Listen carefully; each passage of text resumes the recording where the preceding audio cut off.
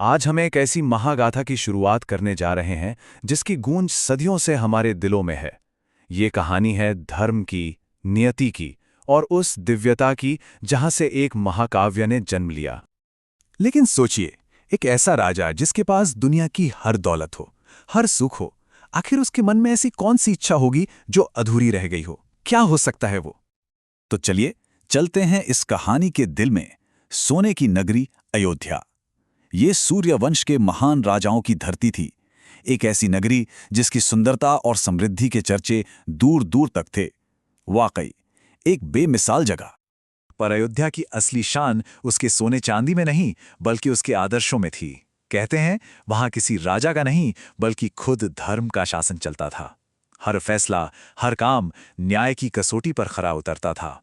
और इस धर्म की पताका को थामे हुए थे महान राजा दशरथ। महाराज दशरथ, एक ऐसे राजा जिनसे दुश्मन भी कांपते थे और प्रजा जिन्हें पिता की तरह मानती थी। उनके राज में सब खुश थे, सब सुखी थे। लेकिन इतनी चमक दमक और शौर्य के पीछे उनके दिल के किसी कोने में एक बहुत गहरा दुख छिपा हुआ था।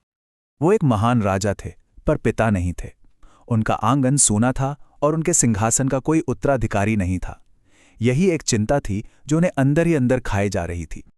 तो इस दुख का हल कहाँ था? राजा दशरथ ने अपनी ताकत या खजानों की तरफ नहीं देखा। वो झुके ज्ञान और धर्म के सामने। वो पहुंचे अपने गुरु महर्षि वशिष्ठ के पास।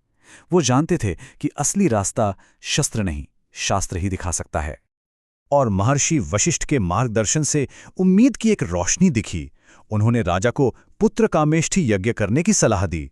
एक ऐसा पवित्र अनुष्ठान जो सीधा देवताओं का आशीर्वाद धरती पर ला सकता था। और बस पूरे ब्रह्मांड को साक्षी मानकर उस महान यज्ञ की शुरुआत हुई। और फिर वो चमत्कार हुआ। यज्ञ की पवित्र आग की लपटों के बीच से स्वयं अग्निदेव प्रकट हुए। उनके हाथों में एक दिव्य खीर का कटोरा था। समझ लीजिए, ये देवताओं का जवाब था।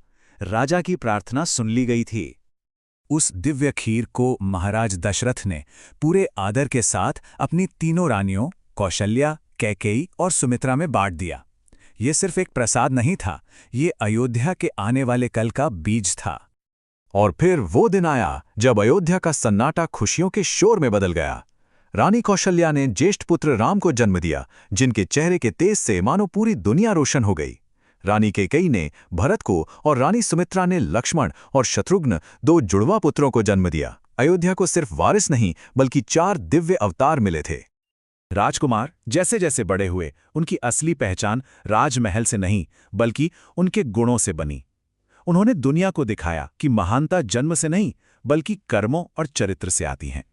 चारों भाई वीर थे, ज्ञानी थे, पर उनमें घमंड जरा भी नहीं था। धर्म का पालन करना उनके लिए सांस लेने जैसा था। और उनका आपसी प्रेम, वो तो एक मिसाल था। खासकर लक्ष्मण का अपने बड़े भाई राम के लिए जो समर्पण था, वो अद्भुत था। वो सिर्फ भाई नहीं, राम की परछाई की तरह थे। तो इस कहानी की पहली सीख यही है कि असली बड़प्पन जन्म से नहीं मिलता, उसे अच्छे गुणों से कमाना पड़ता है। और चारों भाइयों का जीवन इसका सबसे बड़ा सबूत है। और ये कहानी आज भी हमारे लिए एक सवाल छोड़ जाती है।